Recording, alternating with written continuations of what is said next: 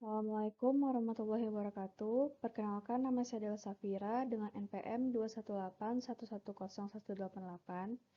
Di sini saya akan mempresentasikan hasil tugas rancangan proposal Seminar Psikologi Islam dengan dosen pengampu Bapak Syahrir Ramadan, SPSI, MSI.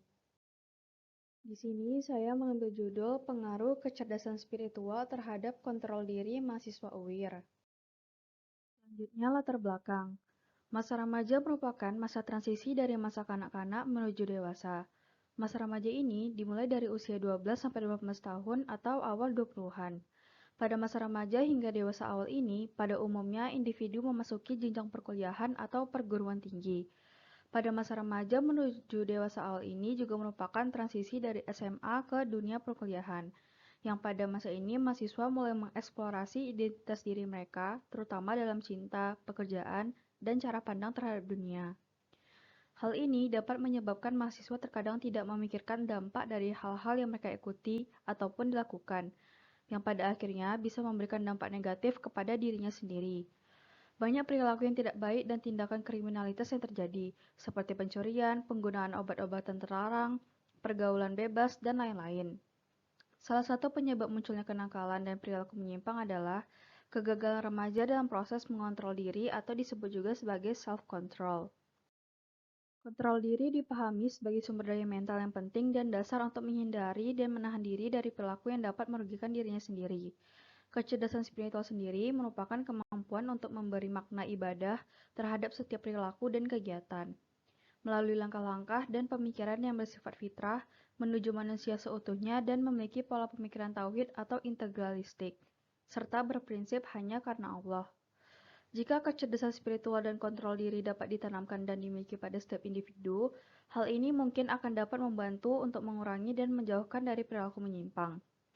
Berdasarkan hasil penelitian yang sudah dilakukan, dapat disimpulkan bahwa kecerdasan spiritual dibutuhkan untuk memberikan arah dan makna pada kehidupan. Selain itu, terdapat kontrol diri di setiap individu yang berguna untuk mengendalikan tingkah laku. Dari penjelasan di atas, peneliti akhirnya tertarik untuk mengambil judul penelitian, yaitu Pengaruh Kecerdasan Spiritual Terhadap Kontrol Diri Mahasiswa Universitas Islam Riau. Rumusan masalah. Berdasarkan latar belakang yang sudah dijelaskan, maka ditetapkan rumusan masalah dalam penelitian, yaitu apakah terdapat pengaruh kecerdasan spiritual terhadap kontrol diri mahasiswa Universitas Islam Riau, dan tujuan penelitiannya yaitu untuk mengetahui apakah terdapat pengaruh kecerdasan spiritual terhadap kontrol diri mahasiswa Universitas Islam Riau. Masuk pada teori kecerdasan spiritual atau SQ. Definisi kecerdasan spiritual. Danah Zohar dan Ian Marshall mendefinisikan kecerdasan spiritual sebagai kecerdasan untuk menghadapi dan memecahkan suatu persoalan yang berhubungan dengan makna dan nilai, yaitu menempatkan perilaku dan hidup kita dalam konteks makna yang lebih luas dan kaya. Kecerdasan untuk menilai bahwa tindakan jalan hidup seseorang lebih bermakna dibandingkan dengan yang lain. Dalam Helmi Mustafa pada tahun 2005, Zohar dan Marshall menyatakan bahwa kecerdasan spiritual adalah kecerdasan yang digunakan untuk membuat kebaikan, kebenaran, keindahan, dan kasih sayang dalam kehidupan sehari-hari kita. Aspek-aspek kecerdasan spiritual. Menurut Zohar dan Marshall pada tahun 2007, kecerdasan spiritual dipengaruhi oleh aspek-aspek berikut. Yang pertama, kemampuan bersikap fleksibel. Yang kedua, tingkat kesadaran yang tinggi. Yang ketiga, kemampuan untuk menghadapi dan memanfaatkan penderitaan. Yang keempat, kemampuan untuk menghadapi dan melampaui rasa sakit. Yang kelima, kualitas hidup yang diilhami oleh visi dan nilai-nilai. Yang keenam, keengganan untuk menyebabkan kerugian yang tidak perlu. Yang ketujuh, berpikir secara holistik. Yang kedelapan, kecenderungan untuk bertanya mengapa dan bagaimana jika untuk mencari jawaban-jawaban yang mendasar. Dan yang terakhir, menjadi pribadi yang mandiri. Teori kontrol diri. Definisi kontrol diri. Menurut Chaplin pada tahun 2011, kontrol diri adalah kemampuan untuk membimbing tingkah laku sendiri dalam artian kemampuan seseorang untuk menekan atau merintangi impuls-impuls atau tingkah laku impuls. Kontrol diri ini menyangkut seberapa kuat seseorang memegang nilai dan kepercayaan untuk dijadikan acuan ketika bertindak atau mengambil suatu keputusan. Aspek-aspek kontrol diri.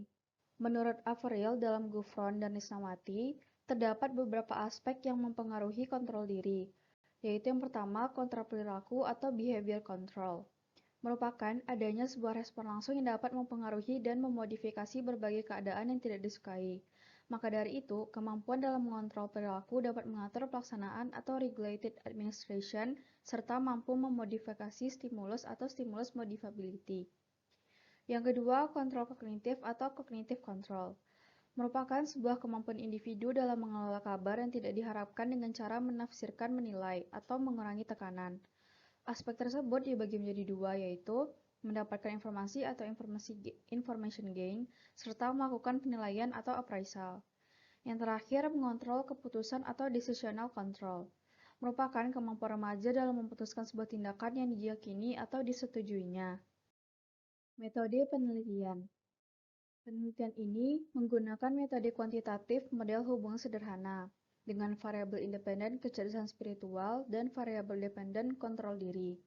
Subjek penelitiannya yaitu mahasiswa UIR umur 18-20 tahun. Lokasi penelitiannya yaitu di Universitas Islam Riau. Teknik pengumpulan data yaitu menggunakan kuesioner dengan teknik random sampling, dan teknik analisis data menggunakan teknik analisis korelasi product moment. Pola pengkajian Islam yang digunakan yaitu menjelaskan masalah-masalah ajaran Islam dan umat Islam dengan memanfaatkan konsep psikolog modern. Dengan model teori, memakai metode Barat dengan teori Barat dan teori Islam.